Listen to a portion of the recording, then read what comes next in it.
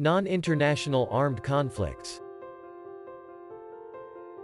Civil wars or rebellion do not violate international law. Article 2 Paragraph 4 of the Charter does not apply to internal conflicts. Outside help for governments experiencing rebellion is generally considered legitimate provided it is requested by the government. Aid to rebels is contrary to international law. The 1970 Declaration on Principles of International Law states that, no state shall organize, assist, foment, finance, incite or tolerate subversive, terrorist or armed activities directed towards the violent overthrow of the regime of another state, or interfere in civil strife in another state. Common Article 3. Traditionally, international law on armed conflict does not apply to internal conflicts such as civil wars and rebellion.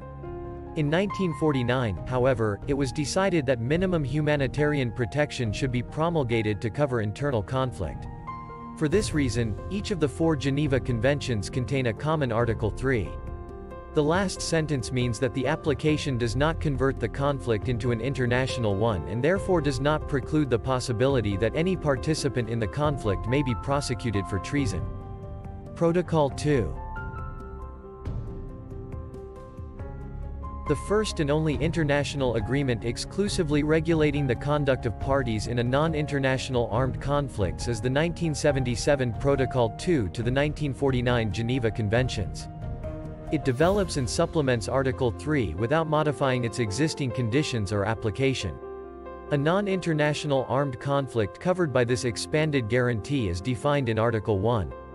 They are armed conflicts which takes place in the territory of a high contracting party between its armed forces and dissident armed forces or other organized armed groups which, under responsible command, exercise such control over a part of its territory as to enable them to carry out sustained and concerted military operations and to implement this protocol. Article 1 further adds that the protocol shall not apply to situations of international disturbances and tensions, such as riots, isolated and sporadic acts of violence and other acts of a similar nature, as not being armed conflicts. This is true even if the armed forces of the territory may have been called upon to suppress the disorder. It will thus be seen that Protocol 2 sets down requirements for what it calls material field of application. First, the armed dissidents must be under responsible command. Second, that they must exercise such control over a part of its territory as to enable them to carry out sustained and concerted military operations and to implement this protocol.